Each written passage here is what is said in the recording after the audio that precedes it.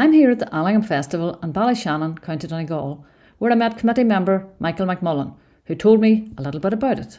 In its present form, I think it's probably been around for about 20, 25 years. A guy called Kearney decided that he wanted to see it revived and has done a great job on it and is still there, having been chairman for quite a few years. He has stepped down a bit, but he's still a very important member of our committee. Okay, so what's the purpose of the Allingham Festival? Its original thing was to commemorate William Allingham, the poet who was born here in Ballyshannon 200 years ago.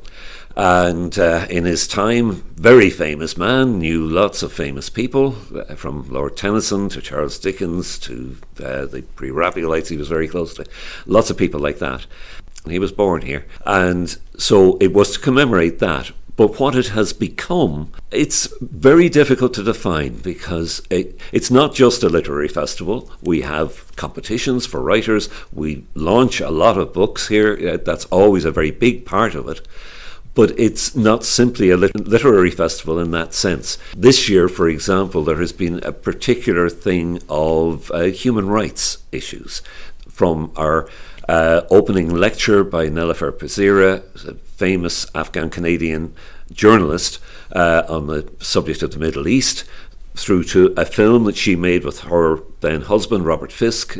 Lots of people will remember. We had that yesterday. It was hugely popular. We had a podcast involving a man called Dara Mackin, Belfast lawyer who has been involved in so many high-profile things.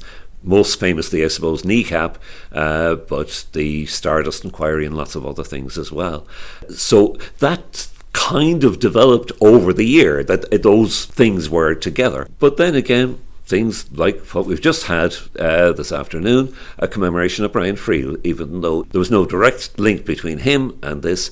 And I suppose, again, it was just a member of the committee, in this case being me, having an interest in it. Could you tell us a little bit more about your commemoration of Brian Friel today? Okay, well, there had been a lot going on, I think August to October kind of time, marking the fact that he died 10 years ago. And because I was such a fan, and I have some distant family connections, I really wanted to do something myself to commemorate it. And so what did I do? I called it curating rather than directing, or I did an amalgam of a number of pieces of work, from journalism to short stories to plays, all taking one theme of memory as being that a particularly great thing with him. And we presented that to the audience here, and it seems to have gone down very well. We were very happy with the response to it. Film and music are other themes of the festival. You do get all kinds of things here. We had a great concert on Wednesday night with a local musician called Sean Mullen, and another has just launched his album, Mark Langan. So the other thing that I think is special about it is how cheap it is. I don't know whether that's an ad to everybody, but most of our events are actually free. I think there was one that there was a charge of €25 for, but you were getting your lunch for that in the hotel included in that. Of the things that were being charged, it was 10 to 15 euros kind of thing. So we tried to keep it pitched at that level, and we wanted to be as accessible to as many people as possible. And what do you feel is the future of the Allingham Festival? It could go any direction, any number of directions. And it's the exciting thing to me is, as new people become involved, people come up with other ideas. Let's try this. Let's have a workshop on that.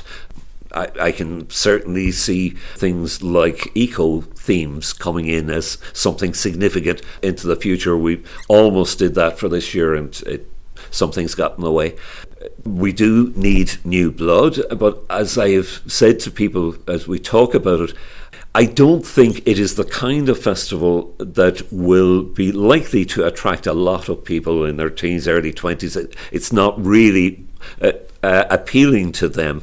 But what we've got to make sure is, when they do get a little bit older and more mature and are attracted to this, that we can draw them into the committee and take their ideas as well. What do you think it brings to the area? Brings a mixture of things. I know some people have told us that it's a cultural experience that they don't see anywhere else. We do get people travelling from quite a long way. I have some who regularly come from Canada, will always try to book their holidays for it. Every year there are people coming up to us saying they're so surprised they couldn't believe that a thing like this existed in Ballyshannon. But Ballyshannon is quite special in that way as a cultural centre. The Amateur Drama Club, the Musical Society, both of those are going to be celebrating their 50th anniversary in year after next, I think. Very strongly active in the town. There's a strong pantomime. Ourselves at the Rory Gallagher Festival that most people will know about, and a great interest in local history and a sense of looking to the past to show us our future, that kind of sense. And that's, I suppose, something that Allingham tries to do as well.